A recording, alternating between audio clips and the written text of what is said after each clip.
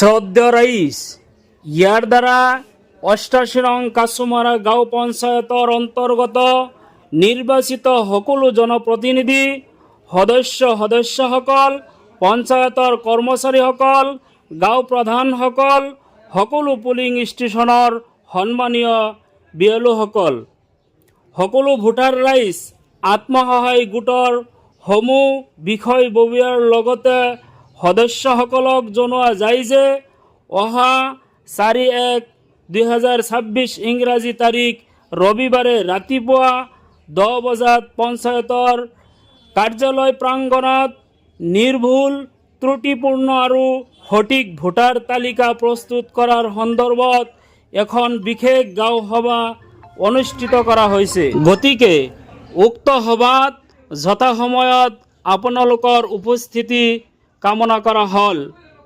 ইতি ভৱদীয় এম মইনুল হক, সভাপতি 88 নং কাছুমাৰা গাঁও পঞ্চায়ত। ধন্যবাদ।